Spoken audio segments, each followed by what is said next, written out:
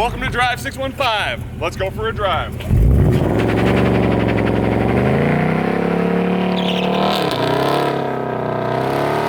This is the all-new Mustang Dark Horse, and I've had this as a press loan from Ford for the past week, where I've been daily driving it and getting to know it inside and out. It's been rainy most of the week, but today it's looking like it's clearing up for us. This has the appearance package, the handling package, the tech package, and it's the premium variant, bringing the MSRP up to around $80,000. The exterior color is blue ember metallic. That's a $295 option.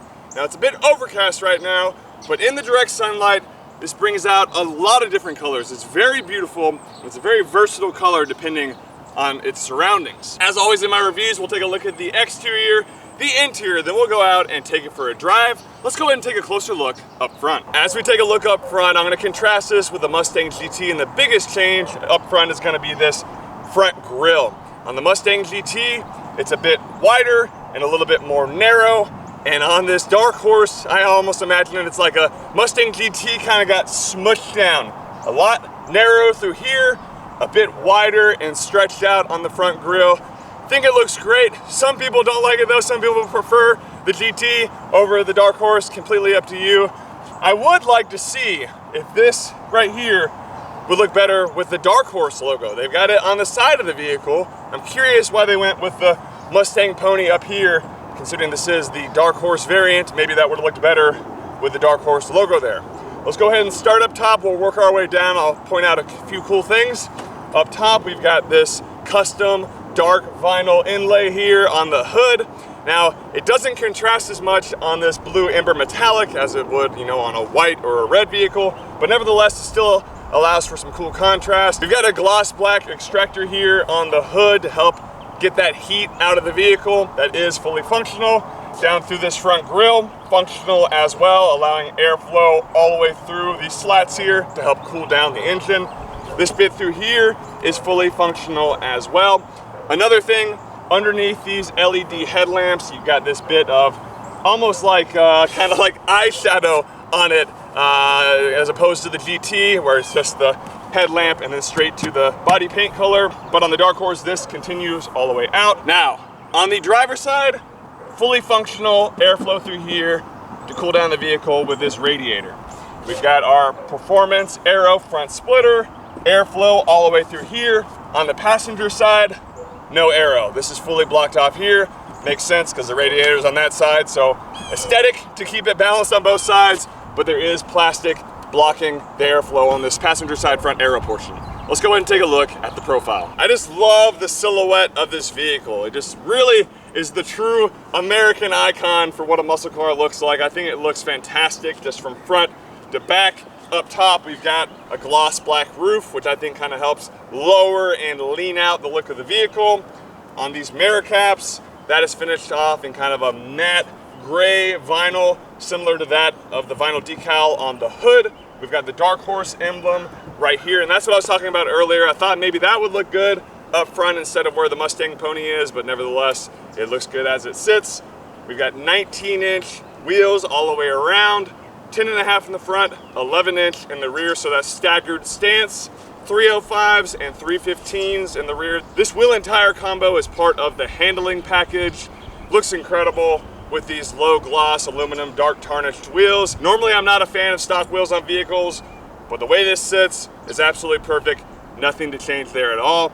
We've got Brembo brakes with the notorious blue calipers. And the Brembo logo itself is actually painted in grabber blue, so you're getting a lot of blue between the three different blues that are on this vehicle. But let's go ahead and take a look at the rear. We got this beautiful and aggressive performance rear spoiler with a gloss black painted gurney flap. I think this looks really good. Sometimes I don't like, kind of over the top, big, aggressive wings. I feel like this is kind of the happy medium. Not too big, not too small, just right in the middle, and it looks fantastic with the way the rear of this vehicle is. We've got the Dark Horse emblem right through here. As we work our way down, a big difference on this over that of the GTs. You're gonna get a quad exhaust dual on both sides with active performance exhaust, 4.5-inch tips. So these are massive exhausts. You can fit your whole hand up in there basically. Let's go ahead and take a listen to it, and then I'll show you a few more things on the rear of the vehicle.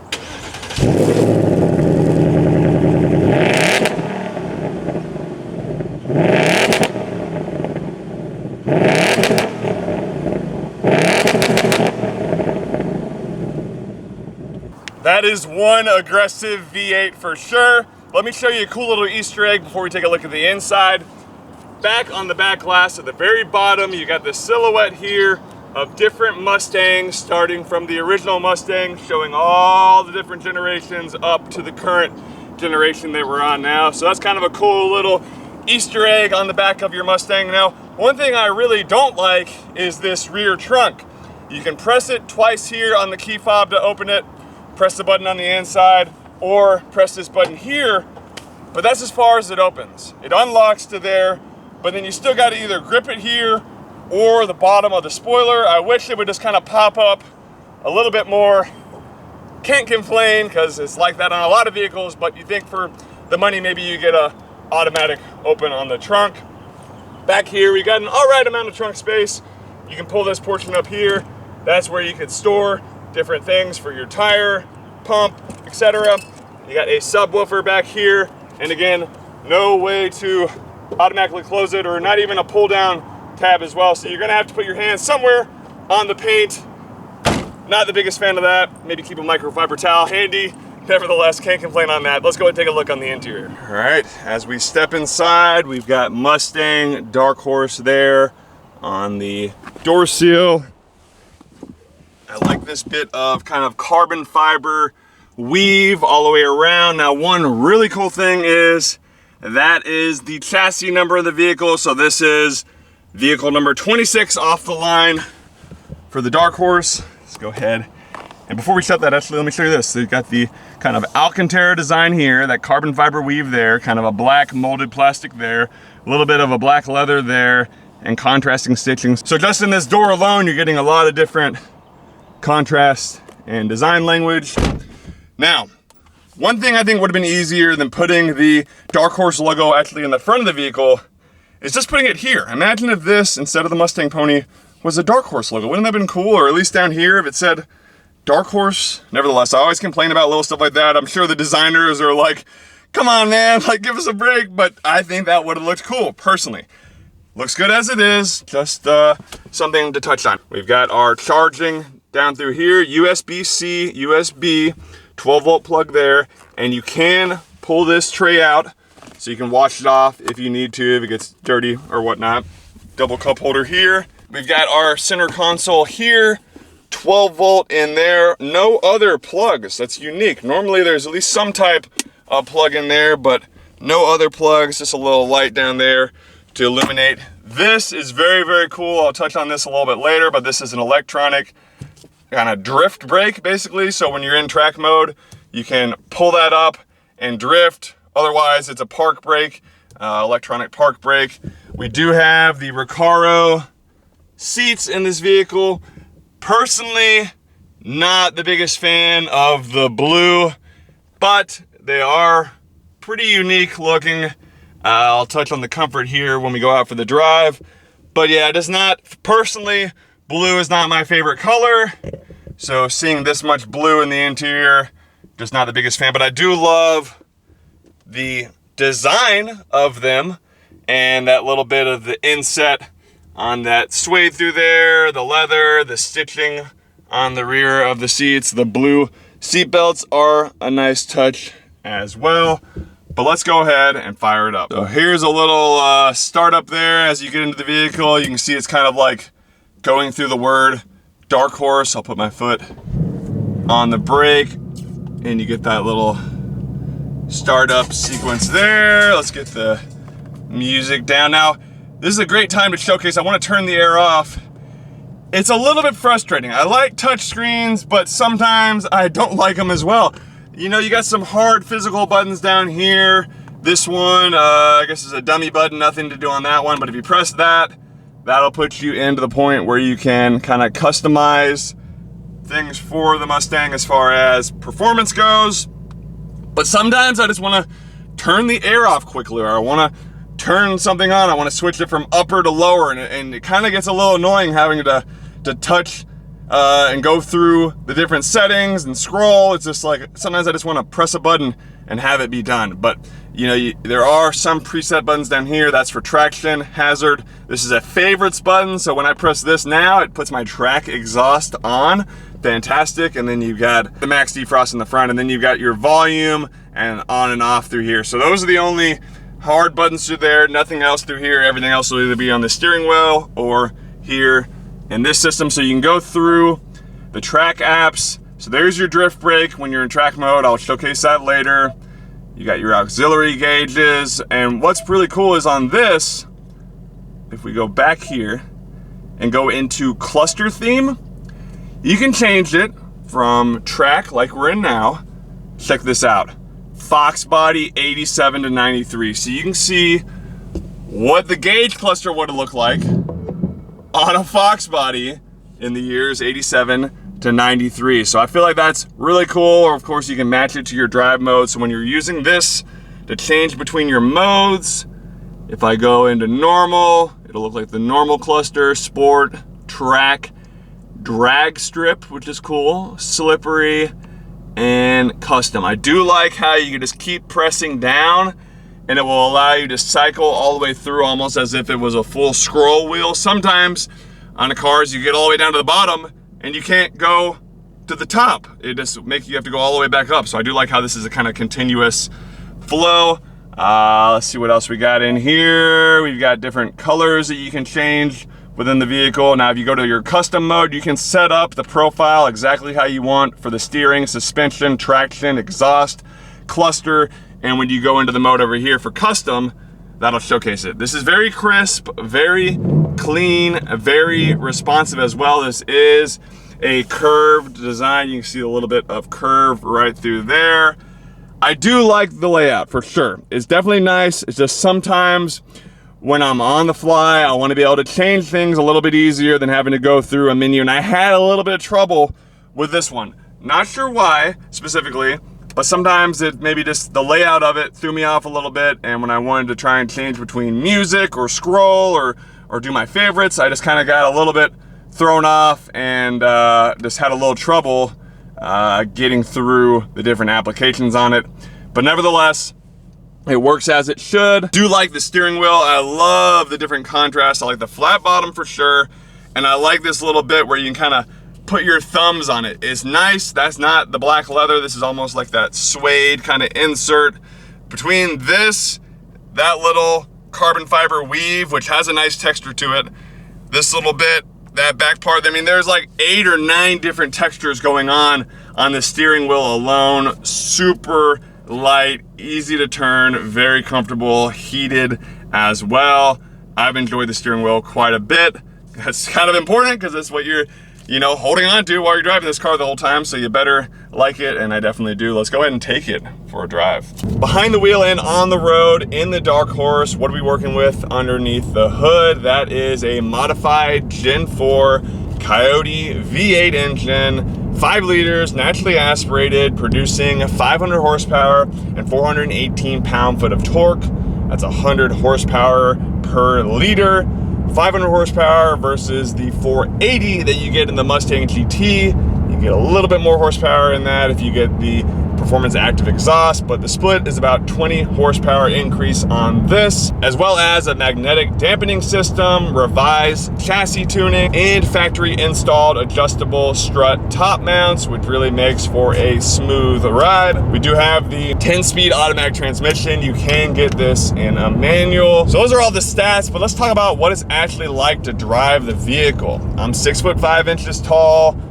With the seat in its most lowered position, I've got a couple inches of headroom, plenty of leg room, almost too much leg room. I feel like I could just, move my legs all about down here, and that's really nice. Sometimes you feel a little cramped. You're good on headroom, but you're cramped elsewhere.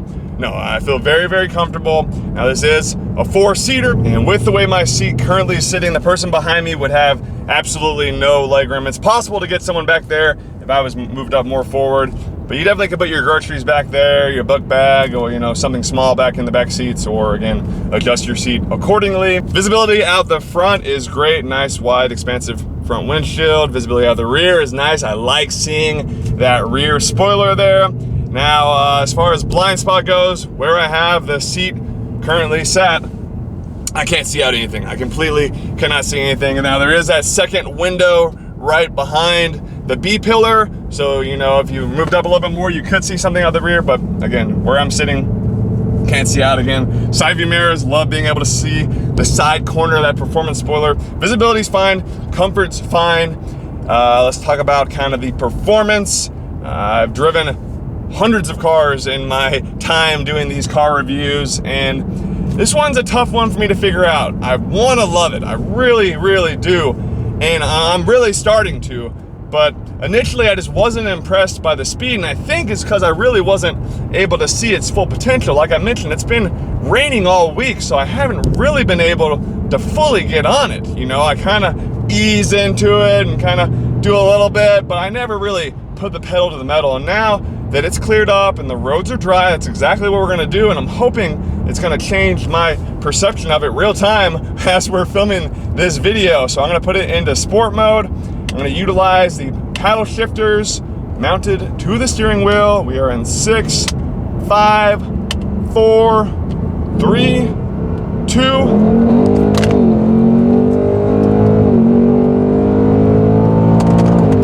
Wow. It's redeeming itself. I figured it might, but that kind of proves that this maybe, obviously, I think it goes without saying you're not going to get the full potential out of a car by just kind of like half throttle, quarter throttle, etc.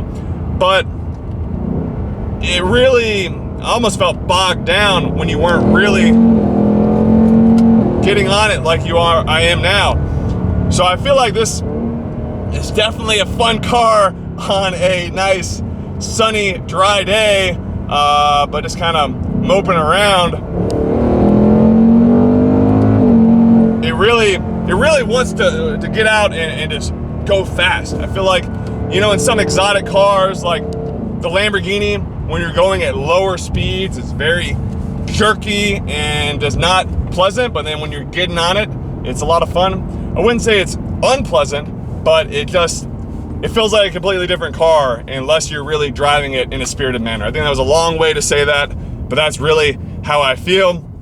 And now I'm really starting to enjoy it. I've got the track exhaust now turned on, sport suspension, sport mode. We're gonna do a launch off the line here. Now you do have to be careful. They basically are track tires, so you gotta kind of roll into it or else you'll spin quite a bit. But out on the track, handling wise, that's definitely gonna be nice. About to turn green here. Here we go. Wow. Oh, great. That red line's about 7,500. It really rockets you up there, and it's smooth on the shifts too. It's definitely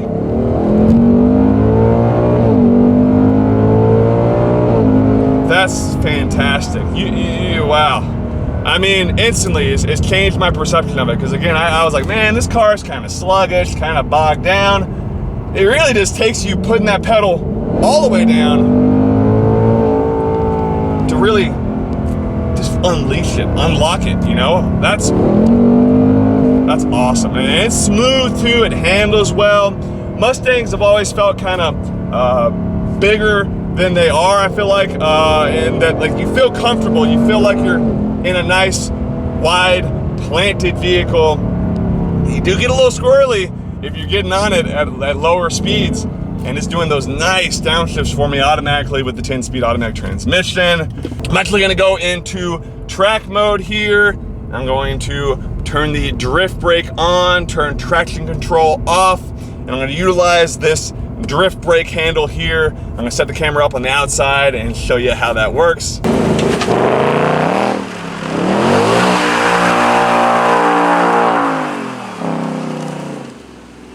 All right, I did a little more than a drift there. Did a little 1.5 donuts, but dang, this thing is fun. It's fast. And it's somewhat practical. You got a good bit of trunk space back there. You got the 4 different seats. You know, it's not like this is just like, again, a crazy sports hypercar where you get no room. It's pretty practical. You know, it's not crazy high horsepower. It's 500 horsepower, which is still plenty hefty. I mean, that's about all you need running around town. You can go higher. Obviously, my Z06 is pushing 700, and that's fun. But 500 is pretty practical to where it's not like you're terrified to drive it. You still got to be very careful. Again, the running joke that everyone talks about is Mustangs crashing.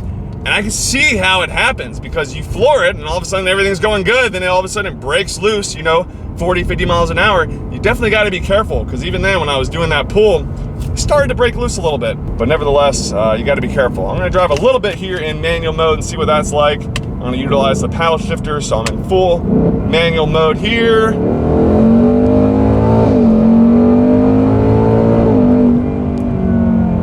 Hard on the brakes here, and those Brimbos are fantastic. Fantastic. It's still a little bit wet out, and just on the brakes hard, and they are just perfect. Then the way they engineered this vehicle is great. I have nothing really bad to say about the driving experience. I think I've had a lot of fun. I know I've had a lot of fun, and I think it sounds really good with that active exhaust. I pretty much just have it in track mode non-stop. It says for track use only, but I have not followed those rules. I'm actually gonna do an acceleration timer here and we'll see how fast I can go from 0 to 60. I'm gonna use the track race lights, which kind of count down in a sequence and then go to a green line. So I'm gonna press start there, and when I'm ready, I'll press OK on the steering wheel. But before we do that, I wanna hit a couple little revs here for you. I'm in track mode with the exhaust, so God, that sounds good. It's counting down. Go!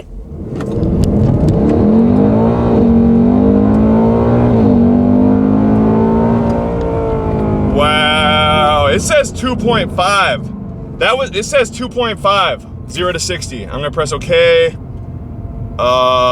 Stop the session. Yeah, that said 2.5. That's crazy. Let me go in results. 0 to 60 in 2.5. That's 2.53. That's crazy. I can't believe that, actually. I'm gonna start here again. Go. We got traction, we got traction, we got traction. Done. 2.4. That's, I'm at a loss for words because that's 2.4, 0 to 60. 0 to 60 miles an hour, 2.4 seconds. I am baffled. That's kind of mind-boggling. It doesn't feel that fast. Wow. It's a fun car, just light to light, and I think this would handle incredibly well on the track with the strut mounts and the chassis and everything else that's been kind of modified to it. It's a blast. It's gotten some nice attention from car guys. I was actually filming this review in a parking lot and some older ladies came by and mentioned that they had a 67 Mustang back in the day and they really liked the look of it and they were curious to see what it was all about. So it's been a blast. I've had a lot of fun driving it today. And again, maybe not take this out in the rain, or if you do, don't expect it to be opening up to its full potential, but it's been a fun ride. I love the sound of it. I love the look of it. The handling is great. People might not realize you spent 80 grand on it. Keep that in mind.